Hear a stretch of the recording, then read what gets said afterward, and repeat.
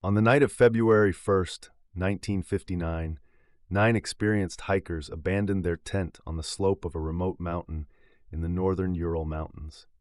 They cut through the tent fabric from the inside, fled into temperatures of minus 30 degrees Celsius, wearing little or no clothing, and scattered into the darkness. 6 of them died of hypothermia. 1 had a fractured skull. 2 had massive chest trauma consistent with the force of a car crash, but with no external wounds. 1 was missing her tongue, eyes, and part of her lips. Their bodies were found weeks to months later, spread across a kilometer of snowy terrain. Soviet investigators concluded that an unknown compelling force had caused the deaths. The case was closed. It has never been satisfactorily explained.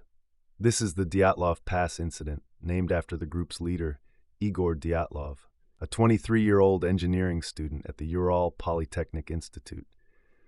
The group consisted of 8 men and 2 women, all experienced hikers and skiers, undertaking a Category 3 expedition, the most difficult classification in the Soviet system, through the northern Urals. Their route would take them across Kholat Syakhl, a peak whose name in the indigenous Mansi language translates roughly to Dead Mountain. The group set out on January 23rd from the city of Sverdlovsk. One member, Yuri Yudin, turned back early due to illness, reducing the party to 9. The last diary entries and photographs, recovered from the tent, date to February 1st. The photos show the group setting up camp on the slope of Kholat Syakhl in deteriorating weather. They pitched their tent, cooked dinner, and settled in for the night. Something happened next that made 9 rational. Experienced people flee their only shelter into a lethal environment. Search parties found the tent on February 26th, partially collapsed and covered in snow. The cuts in the fabric were made from inside. Footprints led downhill toward a nearby tree line, roughly 1.5 kilometers away. The prints showed that some of the hikers were barefoot, some in socks, and some wearing a single boot.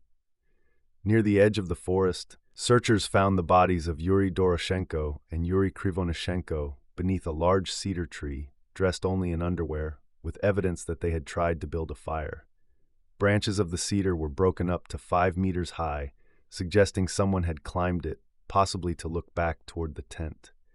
3 more bodies, those of Dyatlov, Zina Kolmogorova, and Rustam Slobodin, were found at intervals between the cedar and the tent. Their positions suggested they had been trying to return.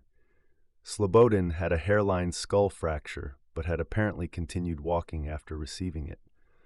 All 5 died of hypothermia. The remaining 4 were not found until May, when the snow began to melt. They were in a ravine 75 meters from the cedar tree. They had made a rudimentary shelter and were better dressed than the others, some wearing clothing taken from the bodies of those who had died first. 2 of them, Lyudmila Dubinina and Semyon Zolotaryov, had fatal chest injuries. Dubinina's chest was compressed with a force that the medical examiner compared to that of a vehicle collision, yet there were no surface bruises. Dubinina was also missing her tongue, the floor of her mouth, and both eyes. Zolotaryov was missing his eyes as well. Theories have multiplied for decades.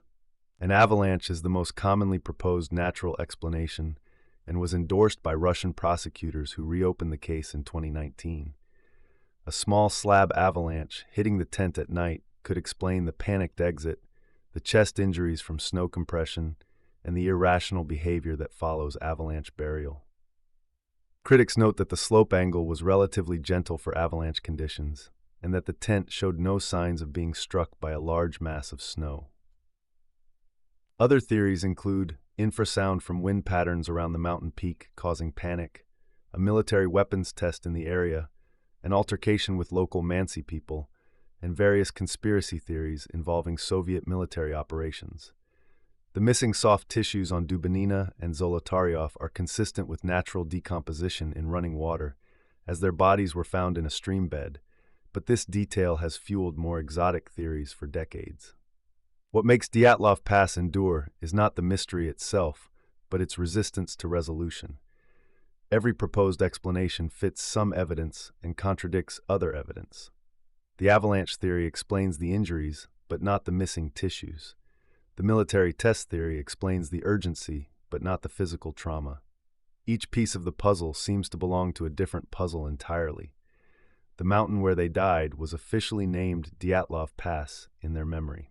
The case files were classified for decades before being partially released. Some pages remain missing. Whatever happened on that slope on the night of February 1st, 1959, 9 people knew the answer. None of them survived to share it.